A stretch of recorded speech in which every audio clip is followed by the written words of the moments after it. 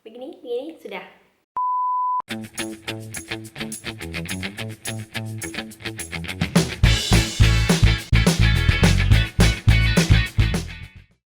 Halo, saya Sofia Mega, blogger dari sofiamega.com. Kembali lagi ke review buku di Buka Buku.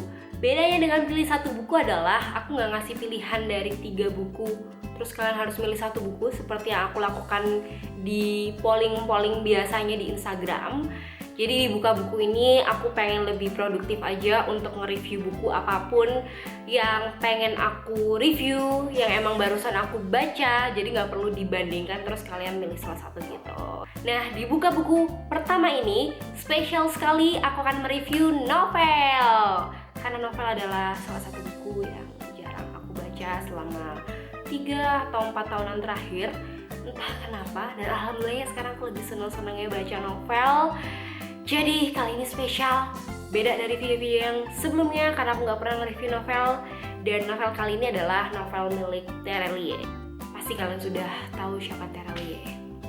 Nah, buku yang mau aku review adalah 3 buku. Ini adalah tetralogi, jadi ada yang Bumi, Bulan, dan Matahari.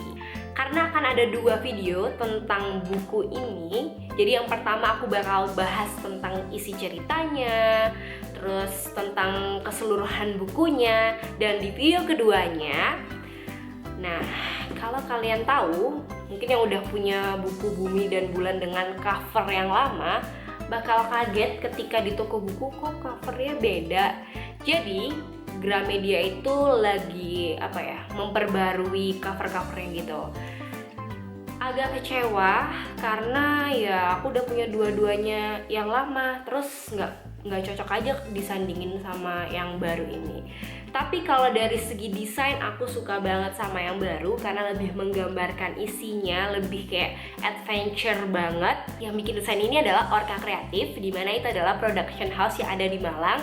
Jadi aku bisa datang ke kantornya Orca Kreatif untuk ngobrol langsung dengan desainernya tentang gimana sih sebenarnya proses mendesain cover. Jadi keep on watching, tunggu Buka Buku yang kedua, mungkin sekitar beberapa hari setelah video ini dipublish. Jadi setelah nonton video ini, tungguin untuk yang kedua karena kita bakal bahas gimana sih sebuah cover itu terpublish dan ada di tangan kita. Langsung ke desainernya. So langsung aja kita bahas ketiga buku ini. Seperti yang aku bilang tadi, 3 novel ini adalah tetralogi. Jadi kalian gak bisa baca secara random, harus dari yang pertama, Bumi, Bulan, Matahari. Tentang apa sih 3 novel ini? Jadi kita akan diajak menghayal kalau misalnya kehidupan itu bukan hanya di bumi, tapi ada klan. Yang pertama klan Bumi, terus klan Bulan, terus klan Matahari, dan klan Bintang. Tapi yang klan Bintang ini dianggap cuma mitos sama dongeng-dongeng sebelum tidur gitu. Akan ada 3 tokoh utama yang punya kemampuan beda-beda dan keunikannya masing-masing. Yang pertama ada Raib, dia cewek yang bisa menghilang. Terus dia dari klan Bulan. Yang kedua ada Sally, dia dari klan Matahari yang punya kemampuan menggerakkan barang dari jauh dan mengeluarkan petir.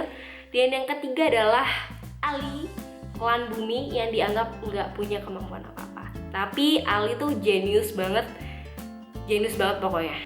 Sebenarnya aku bakalan jelasin si Matahari aja. Jadi kalau kalian belum baca 2 novel sebelumnya, pastikan kalian sudah baca dulu ya. Aku akan membahas yang ini saja. Tapi dari 3 novel ini, setiap novelnya itu menjelaskan secara lebih dalam ketiga tokohnya. Jadi si Bumi ini diajak kenalan sama si Raib lebih dalam dan klan Bulannya. Terus di Bulan kita diajak kenalan dengan Sally dan kemampuannya. Terus klan Matahari itu seseru apa sih? Dan di Matahari kita bakal diajak jalan-jalan di sebuah klan bersama tetap 3 tokoh itu, tapi di novel ini kita bakal lebih kenal deket sama Ali. Jadi setiap buku itu ngenalin setiap tokoh utamanya gitu. Di Matahari, kan di 2 novel ini udah jelasin tentang klan Bulan sama klan Matahari. Di sini tuh mereka akan jalan-jalan di sebuah klan yang kalian akan tahu di novel ini setelah kalian baca. karena nanti aku spoiler dong kalau ngasih tahu. Yang jelas kalau misalnya klan bintang itu klan yang dianggap mitos, terus ya udahlah kalian tebak aja mereka akan jalan-jalan kemana. Yang jelas seru banget karena bedanya dari dua novel yang sebelumnya, Bumi dan Bulan, adalah kalau mereka pergi ke klan yang lain, mereka harus pergi pakai buku matematikanya si Raib atau alias buku kehidupan. Tapi kalau di sini mereka akan berangkat dengan kejeniusan Ali. Jadi novel ini bikin aku jatuh cinta sama tokoh Ali karena dia tuh sebenarnya menyebalkan sekali dan sangat receh guyonannya, nggak lucu sama sekali sebenarnya. Tapi dia tuh jenius banget dan guyonan recehnya itu sangat bermanfaat ya ketika mereka menghadapi petualangan yang seru yang menegangkan, terus dia mengeluarkan guyonan recehnya itu, tapi ya bikin ngakak juga sih.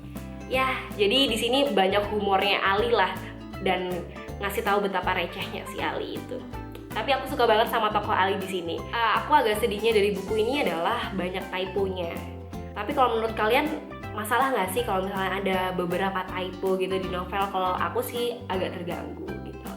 Terus kita bahas endingnya. Seperti buku-buku yang lain, seperti novel-novel yang tadi itu, endingnya selalu bikin gregetan untuk baca selanjutnya. Karena dibilang happy ending juga ya nggak happy-happy banget.